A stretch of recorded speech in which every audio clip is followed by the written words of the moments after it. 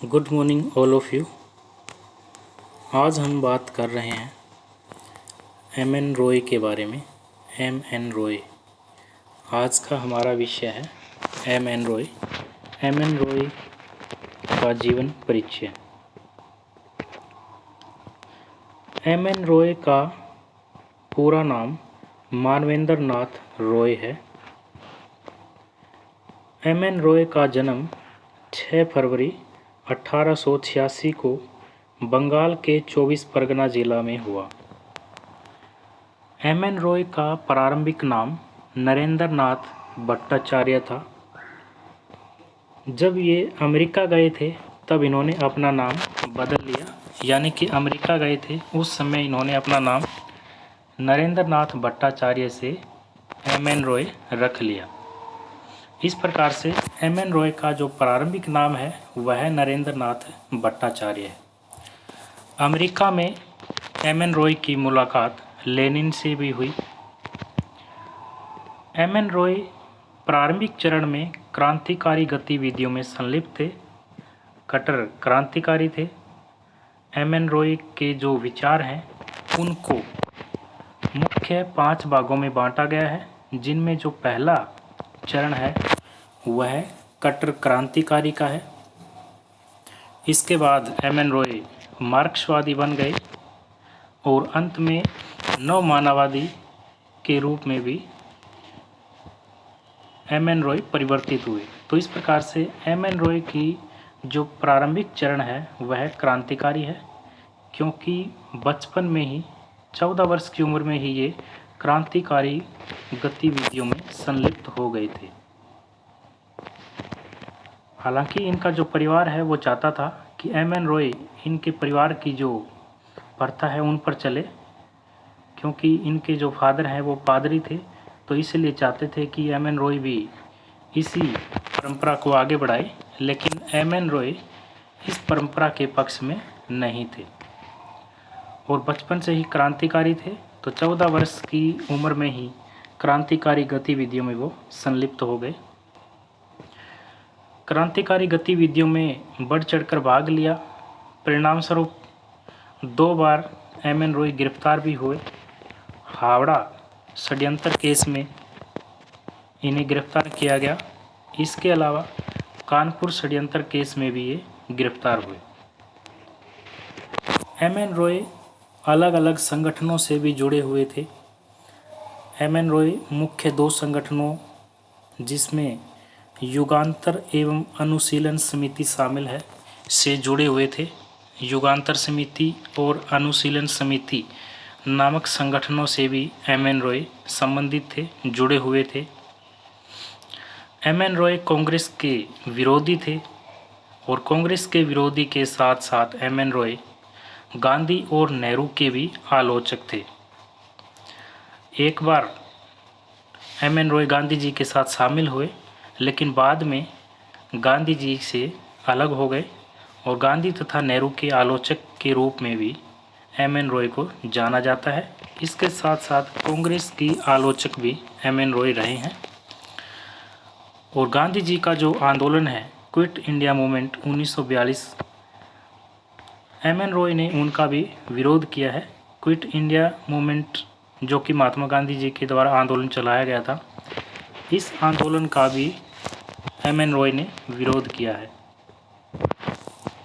M.N.. Roy के जीवन पर अनेक विद्वानों का प्रभाव भी देखा जा सकता है, या हम कहें कि एम.एन. रॉय के जीवन पर किन किन का प्रभाव रहा, किन किन की छवि रही। तो अनेक ऐसे विद्वान हैं जिनका अमिट प्रभाव एम.एन. रॉय के जीवन पर रहा। एम.एन. रॉय की जीवनी मुंशी और दीक्षित के द्वारा लिखी गई है। एम.एन. रॉय की जीवनी मुंशी और दीक्षित के द्वारा लिखी गई है। मुंशी और दीक्षित ने ही एम.एन. रॉय की जीवनी में ये बताया कि एम.एन. रॉय के जीवन पर स्वामी विवेकानंद, स्वामी रामतीर्थ और स्वामी दयानंद का भी प्रभाव रहा है। मुंशी और दीक्षित के द्वारा एम एन रॉय की जीवनी लिखी गई और उसी जीवनी में ही उन्होंने स्पष्ट किया कि एम एन रॉय के जीवन पर स्वामी विवेकानंद, स्वामी रामतीर्थ और स्वामी दयानंद जी का प्रभाव रहा है। इसके अलावा विपिन चंद्र पाल और सावरकर का प्रभाव भी एम एन रॉय के जीवन पर देखा जा सकता है। यानी कि स्वामी विवेकानंद, स्वामी रामतीर्थ और स्वामी दयानंद के साथ साथ विपिन चंद्र पाल और सावरकर का प्रभाव भी स्वामी विवेकानंद जी के जीवन पर एम एन रॉय के जीवन पर रहा। एम एन रॉय ने अनेक ऐसे जो संगठन हैं उनको नकारा भी है, जिनमें कि भारतीयों के आध्यात्मिक श्रेष्ठता के सिद्धांत को और इसे पोगापंथ और पिछड़ेपन को करार दिया है। यानी कि इनको नकारने का कार्य एम एन रॉय ने किया है। इसी के साथ साथ एम एन रॉय एक विशुद्ध भौतिकवादी भी थे। एम एन रॉय को भौतिकवादी के रूप में भी जाना जाता है और एम एन रॉय एक विशुद्ध भौतिकवादी थे। एम एन रॉय के द्वारा अनेक जो रचनाएं हैं वो लिखी गई हैं, जिनमें मुख्य रचनाएं इस प्रकार से हैं। एम एन रॉय की रचना इंडिया इन ट्रांजिशन 1922 है। एम एन रॉय ने इंडिया इन ट्रांजिशन 1922 में अंग्रेजी साम्राज्य का कड़ा विरोध किया है। उन्होंने कहा कि जो ब्रिटिश साम्राज्य है वो भारतीयों के हित में नहीं है, बल्कि ऐसे नियम वो बनाता है जो कि उनके हित में नहीं है। परिणाम स्वरूप उन्होंने ब्रिटिश जो साम्राज्य है, ब्रिटिश जो शासन है, उनका कड़ा विरोध किया है अपनी पुस्तक इंडिया इन ट्रांजिशन 1922 में। इस प्रकार से एम एन रॉय की मुख्य पुस्तक इंडिया इन ट्रांजिशन 1922 में लिखी गई। इसके अलावा और भी अनेक पुस्तकें एम एन रॉय के द्वारा लिखी गई है, जिनमें 1 year of non cooperation from Ahmedabad to Goa शामिल है, scientific politics, materialism an outline of the history of scientific thought, the problem of freedom, revolution and counter revolution in China, new humanism a manifesto 1947 and new humanism a manifesto 1953 पुस्तकें शामिल हैं। New humanism a manifesto से संबंधित M N Roy के द्वारा 2 पुस्तकें लिखी गई हैं, जिनमें एक 1947 में और दूसरी 1953 में लिखी गई है। तो इस प्रकार से एम एन रॉय के द्वारा अनेक पुस्तकें लिखी हैं, जिनमें इंडिया इन ट्रांजिशन 1922 बहुत ही महत्वपूर्ण पुस्तक है, जिसमें एम एन रॉय ने अंग्रेजी प्रशासन का कड़ा विरोध किया है। एम एन रॉय ने रेडिकल ह्यूमनिज्म, मौलिक मानववाद, जिसे हम न्यू ह्यूमनिज्म भी कह सकते हैं, नव मानववाद का कंसेप्ट भी दिया है। नव मानववाद के साथ साथ रेडिकल डेमोक्रेटिक का कंसेप्ट भी एम एन रॉय के द्वारा दिया गया है। लोकतांत्रिक मानववाद, इसके बाद मौलिक मानववाद, जिसे नव मानववाद भी कहा जाता है, कंसेप्ट भी एम एन रॉय के द्वारा दिए गए हैं।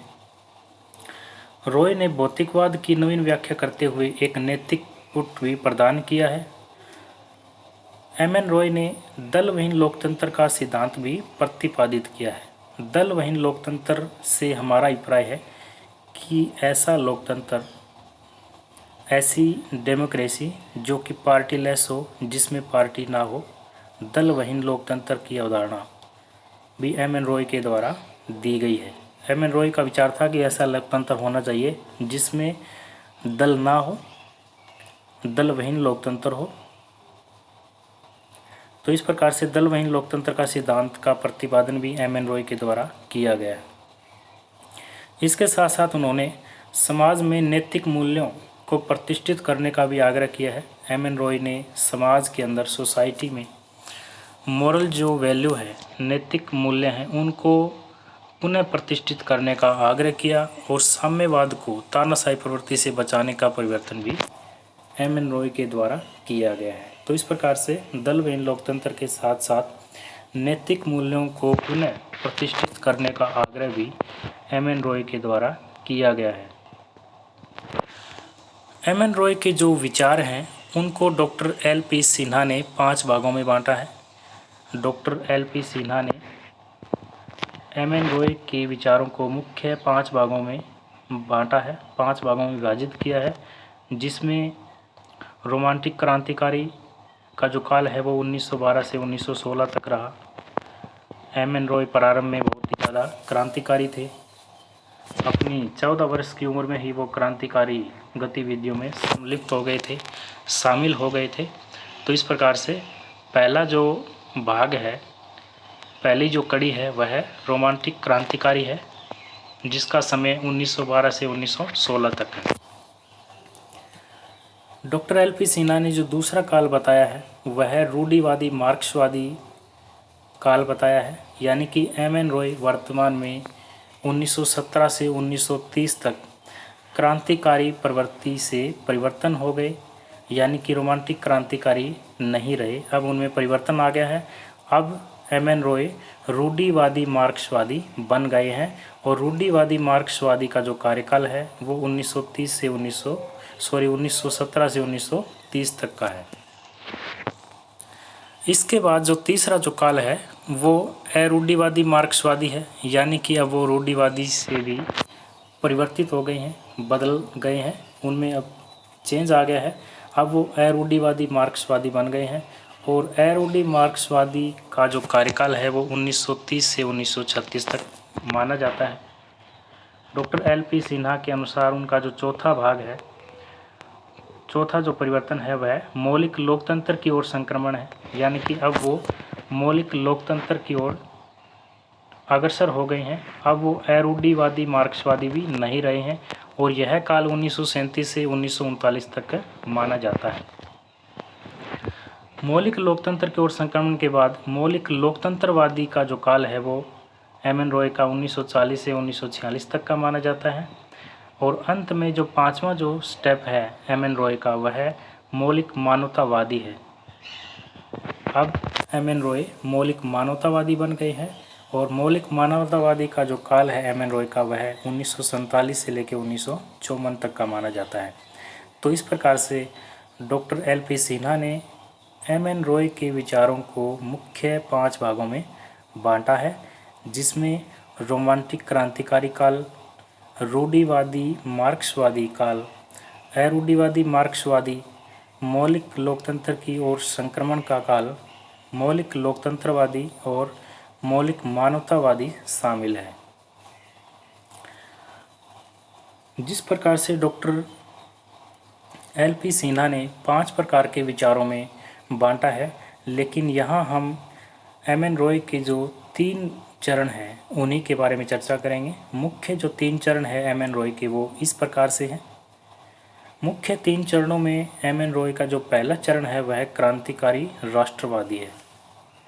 पहले ही बात कर चुके हैं कि एम.एन. रॉय के जो प्रारंभिक चरण है वो क्रांतिकारी रहे हैं और बचपन से ही, छोटी उम्र में ही एम.एन. रॉय जो है वो क्रांतिकारी गतिविधियों में संलिप्त हो गए थे और अनेक जो आंदोलन है उनमें भाग भी लिया है। द्वितीय चरण जो है एम.एन. रॉय का वह कट्टर मार्क्सवादी का माना जाता है और तीसरा जो चरण है वह नव मानवतावादी से संबंधित है। तो इस प्रकार से एम.एन. रॉय के जो विचार है, भाग है, उनमें हम मुख्य 3 भागों के बारे में चर्चा करेंगे, जिनमें पहले चरण में क्रांतिकारी राष्ट्रवादी के बारे में, दूसरे चरण में कट्टर मार्क्सवादी और तीसरे चरण में नव मानवतावादी के बारे में चर्चा करेंगे। तो सबसे पहले पहला चरण आता है हमारा क्रांतिकारी राष्ट्रवादी के बारे में। एम.एन. रॉय का जो पहला चरण है क्रांतिकारी राष्ट्रवादी का, वो इस प्रकार से है। प्रारंभ में जो एम.एन. रॉय है वो बहुत ही ज़्यादा क्रांतिकारी थे और अनेक क्रांतिकारी जो गतिविधियाँ उनमें संलिप्त थे। तो सन 1910 तक आते आते उन्होंने उग्र राष्ट्रवादियों में अपने लिए स्थान बना लिया था, यानी कि एम.एन. रॉय 1910 तक आते आते उग्र राष्ट्रवादियों के साथ शामिल हो गए, उग्र राष्ट्रवादियों से संबंधित गतिविधियों में शामिल हो गए उन्हें हावड़ा षड्यंत्र कांड में भी बंदी बनाया गया था। एम.एन. रॉय को 2 बार बंदी बनाया गया था हावड़ा षड्यंत्र कांड में। और इसके अलावा एम.एन. रॉय जो है वो अलग अलग संगठन जो बने हुए थे उनसे भी जुड़े हुए थे, जिनमें एक मुख्य संगठन है युगांतर। युगांतर संगठन से भी एम.एन. रॉय जुड़े हुए हैं। युगांतर से अपने आप को पूरी तरह से संबद्ध कर चुके थे और भारत में शस्त्र क्रांति की योजना बनाने में भी वो संलग्न थे। भारत में, इंडिया में शस्त्र की क्रांति से संबंधित जो योजना, जो प्लानिंग बनाई जा रही थी, उसमें भी एम.एन. रॉय संलिप्त थे, शामिल थे। इसी संलिप्तता के कारण ही वे क्रांतिकारियों के प्रतिनिधि के नाते विदेशों से आने वाले शस्त्रों को प्राप्त करने के लिए विभिन्न देशों में भी गए, क्योंकि ये शस्त्र क्रांति की योजना में शामिल थे और क्रांतिकारियों के प्रतिनिधि होने के नाते ही विदेश से जो आने वाले शस्त्र हैं उनको प्राप्त करने के लिए भी अलग अलग देशों में जाते थे। इसी कड़ी में एम.एन. रॉय अमेरिका पहुँचे और तो अमेरिका जब पहुँचे थे तब इन्होंने अपना नाम बदल लिया था और एम.एन. रॉय रख लिया था, क्योंकि प्रारंभिक जो नाम है एम.एन. रॉय का, वो बचपन का जो नाम है वो नरेंद्र नाथ दत्त था। नरेंद्र नाथ दत्त से इन्होंने अपना जो नाम है वो अमेरिका जाकर बदला है और अमेरिका ये शस्त्र के कर्म में गए थे, हथियारों से संबंधित कर्म के अंदर गए थे। परिणाम स्वरूप अमेरिका पहुंचकर इन्होंने अपना नाम नरेंद्र नाथ दत्त से मानवेंद्र नाथ रख लिया। अमेरिका में ही विवाह कर लिया था एम.एन. रॉय ने और वे अपनी विदेशी पत्नी के साथ मेक्सिको नगर में ही जा बसे। अमेरिका में मेक्सिको नगर में ही अपना निवास स्थान बना लिया था एम.एन. रॉय ने और अमेरिका में ही इन्होंने अपनी शादी कर ली। सन 1910 तक आते आते वे उग्र राष्ट्रवादियों में अपने लिए स्थान बना लिया था। इसके साथ ही उनके जीवन का जो उग्र राष्ट्रवादी और क्रांतिकारी अध्याय है वो संभवतः समाप्त हो गया था। अब इनका जो परिवर्तन है वो परिवर्तन हो गया था जैसे ही एम.एन. रॉय की शादी हुई। ये उग्र राष्ट्रवादी और क्रांतिकारी नहीं रहे थे, अब ये कट्टर मार्क्सवादी बन गए। तो दूसरा जो चरण है वो एम.एन. रॉय का कट्टर मार्क्सवादी का है। रूढ़िवादी जो मार्क्सवादी है, एम.एन. रॉय के अनुसार भारत बुर्जुआ ने ब्रिटिश साम्राज्य के साथ साठगांठ स्थापित कर ली। बुर्जुआ से हमारा यहाँ अभिप्राय कांग्रेस से है। कांग्रेस जो पार्टी है वो ब्रिटिश के साथ साठगांठ कर ली थी। परिणाम स्वरूप एम.एन. रॉय ने कांग्रेस का विरोध किया है, कांग्रेस की आलोचना की है। कांग्रेस की आलोचना के साथ साथ गांधी की आलोचना भी एम.एन. रॉय के द्वारा की गई है और नेहरू की आलोचना भी एम.एन. रॉय ने की है। तो एम.एन. रॉय के अनुसार भारतीय बुर्जुआ ने ब्रिटिश साम्राज्य के साथ साठगांठ स्थापित कर ली, इसीलिए भारत में साम्राज्यवाद के विरुद्ध केवल सर्वहारा की क्रांति ही विकल्प है। सर्वहारा से हमारा अभिप्राय है किसान से, तो सर्वहारा की क्रांति ही विकल्प बचा है। उन्होंने कांग्रेस को एक बुर्जुआ संगठन माना। एम.एन. रॉय ने भारत में साम्राज्यवाद के विरुद्ध संघर्ष में कांग्रेस का सहयोग करने से इनकार कर दिया, क्योंकि कांग्रेस ने ब्रिटिश साम्राज्य के साथ साठगांठ स्थापित कर ली थी और परिणाम स्वरूप कांग्रेस के विरोधी थे एम.एन. रॉय, इसीलिए कांग्रेस का सहयोग करने से इन्होंने इनकार कर दिया। इसके साथ साथ एम.एन. रॉय ने अपनी जो पुस्तक है the future of Indian politics 1926 में कहा कि भारत में सर्वहारा किसानों को सम्मिलित करके पर क्रांति की जाएगी। उन्होंने अपनी पुस्तक the future of Indian politics 1926 में कहा कि भारत में सर्वहारा किसानों को शामिल करके ही क्रांति की जाएगी। इसके अलावा एम.एन. रॉय ने भारतीय इतिहास का वर्गीय विश्लेषण करते हुए भी कहा कि भारत में सामंतवादी अर्थव्यवस्था का धीरे धीरे विनाश हो रहा है। उन्होंने ये भी स्पष्ट कहा कि भारत में जो सामंतवादी अर्थव्यवस्था है उसका भी धीरे धीरे पतन हो रहा है, विनाश हो रहा है। एम.एन. रॉय ने अपनी रचना इंडिया इन ट्रांजिशन 1922 में भारतीय समाज एवं इतिहास का वर्गीय विश्लेषण प्रस्तुत किया और इस पुस्तक में उन्होंने ब्रिटिश साम्राज्यवाद का कड़ा विरोध किया है। ब्रिटिश साम्राज्यवाद की जो भेदभावपूर्ण नीतियाँ हैं उनको उजागर भी उन्होंने अपनी पुस्तक में किया है, इंडिया इन ट्रांजिशन 1922 में। एम.एन. रॉय के अनुसार 1857 का जो विद्रोह है वो सामंतवादी ताकतों द्वारा पुनः अपनी सत्ता हथियाने का प्रयास था। उनके अनुसार ब्रिटिश शासन द्वारा प्रत्येक संवैधानिक सुधार बुर्जुआ वर्ग को खुश करने के लिए, जिससे भारत में शोषण बरकरार रखा जाएगा। उनका मानना था कि ब्रिटिश शासन के द्वारा जो प्रत्येक संवैधानिक सुधार किए जा रहे हैं वो बुर्जुआ वर्ग को खुश करने के लिए किए जा रहे हैं, जिससे कि भारत में शोषण जो है वो बरकरार रहे, शोषण बना रहे। इसके साथ साथ उन्होंने भारत में साम्यवादी क्रांति का बड़ा उद्देश्य बताते हुए कहा कि भारत की क्रांति पूरी दुनिया में साम्यवादी क्रांति के लिए बहुत ही महत्वपूर्ण है। उन्होंने ये भी कहा कि भारत में साम्यवादी क्रांति का बड़ा उद्देश्य है कि भारत की क्रांति पूरी दुनिया में साम्यवादी क्रांति के लिए बहुत ही इम्पोर्टेंट है, बहुत ही महत्वपूर्ण है। रूढ़िवादी मार्क्सवादी विचारों में एम.एन. रॉय ने 1917-18 में एक साम्यवादी नेता माइकल बोरोडिन के संपर्क में आए। माइकल बोरोडिन जो है वो रसिया से संबंधित है, रूस के विचारक हैं। 1917-18 में एम.एन. रॉय की मुलाकात इनसे हुई, जो कि साम्यवादी नेता है और जिनका नाम है माइकल बोरोडिन। अब उनका साम्यवाद के प्रति आकर्षण बढ़ने लगा और वे साम्यवाद को मानव जाति के कष्टों का उदाहरण मानने लगे। तो 1917-18 में एम.एन. रॉय की मुलाकात जो है वो साम्यवादी नेता माइकल बोरोडिन से हुई और ये मुलाकात के बाद ही उनका जो है साम्यवाद के प्रति जो आकर्षण है वो बढ़ने लगा और उनका मानना था कि साम्यवाद के द्वारा ही मानव जाति के जो कष्ट है उनका उद्धार हो सकता है। सन 1919 में उन्होंने मेक्सिको के बाहर किसी राज्य में प्रथम साम्यवादी दल की स्थापना की। अमेरिका के अंदर मेक्सिको में एम.एन. रॉय के द्वारा जो प्रथम साम्यवादी दल है वो स्थापित किया गया। तब सबसे पहले ये प्रथम साम्यवादी दल स्थापित किया गया और इस दल को स्थापित करने का जो श्रेय है वो एम.एन. रॉय को ही जाता है।